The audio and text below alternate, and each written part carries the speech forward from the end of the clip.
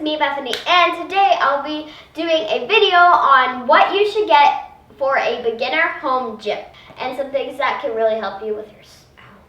So the first thing I suggest for somebody to get if you're a gymnast and you want to have a piece of gymnastics equipment to practice on is a panel mat. Now these ones are from Tumble Track and they're purple and there's lots of different colors to choose from.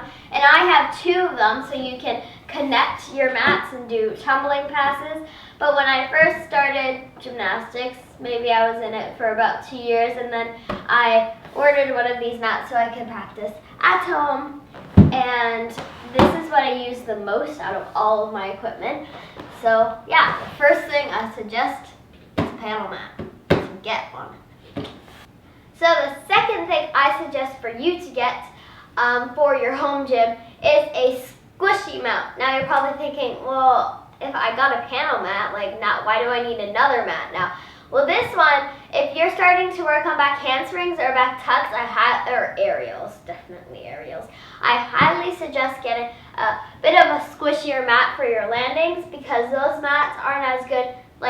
When you use them a lot, they kind of break in and they get a bit squishier, but they're not as squishy as this. And this is a soft and squishy, soft to the touch and squishy mat. And it is from Tumble Track and it's their teddy bear mat.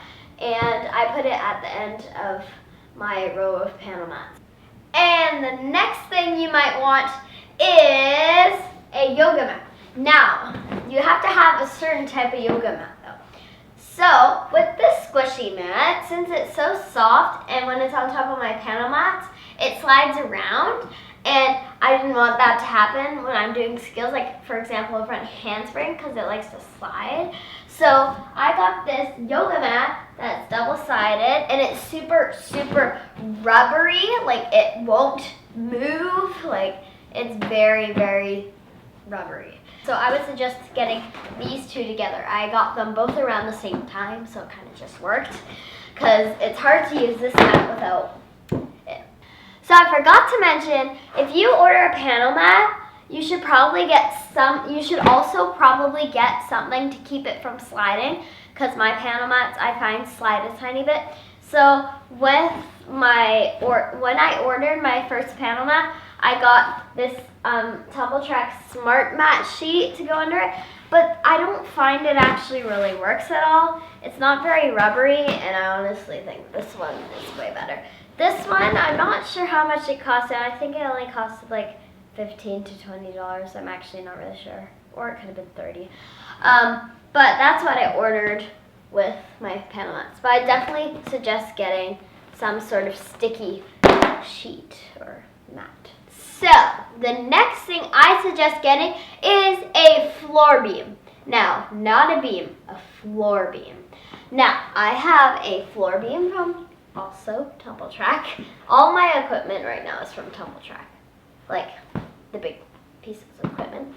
So this one is called a sectional beam.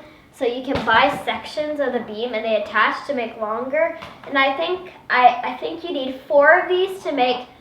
Yeah, if you bought 4 of these, it would be the real beam length, but I have 2, so I have half a beam length, and I can do cartwheels on here, back walkovers, and if my hands fall off, I don't really hurt myself as bad, and with this, I also find it slides, so you might want to get some sort of yoga mat or sticky sheet to go under it, and yeah, pretty much all of this equipment slides, so yeah, moving on. All of this is hardwood floor, because a lot of kitchens have hardwood floor. Laminate. Whatever it's called, yeah. Sure. And I was like, I can't really tumble on hardwood floor. Now, when we did get this room, I was tumbling on the hardwood floor with the hardwood floor under me.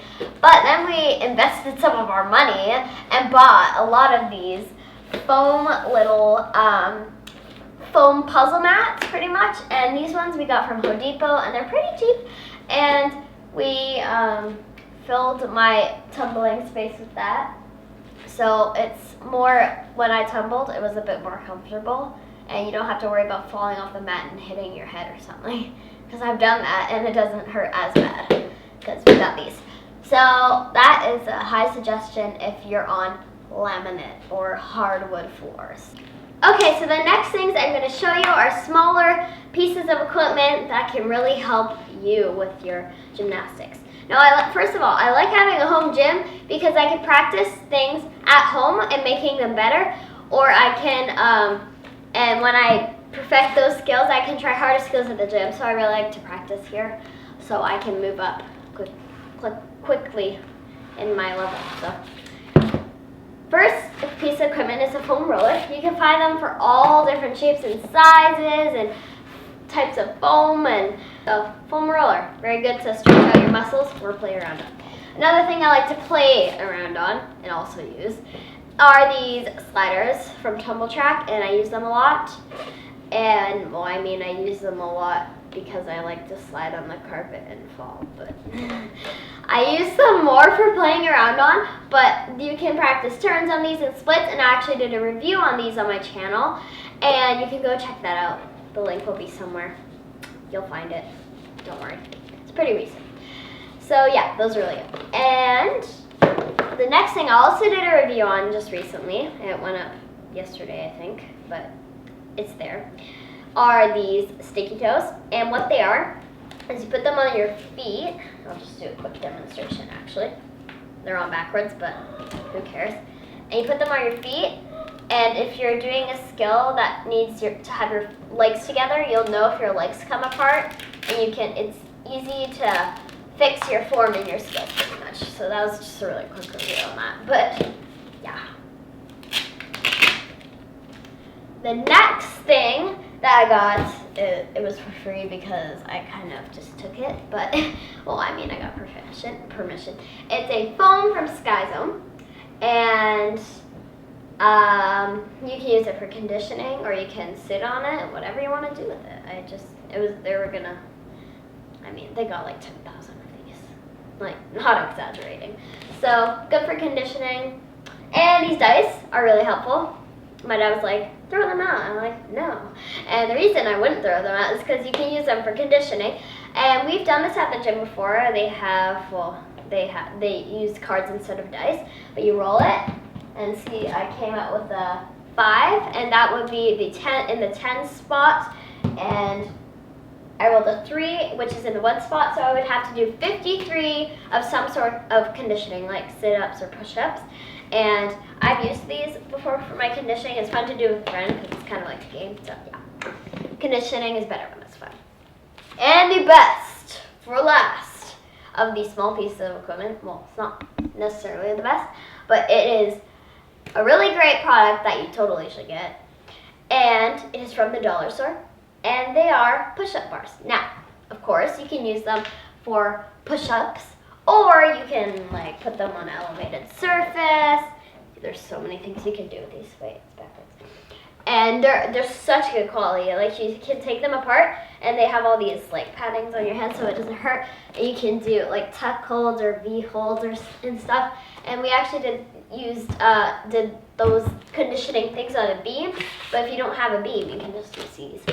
And they're from the dollar store, and they cost, I think, $4, but they're so worth it. Like, the dollar store has like all these different like workout equipment, like weights and stuff, and these are like totally amazing. And you can do handstands on them too, so pretty awesome. So that was my video, and I hope you guys enjoyed. Remember to comment, like, and subscribe to my channel, Bethany G. And on the count of 3, I'll say bye. 1, 2, 3, bye!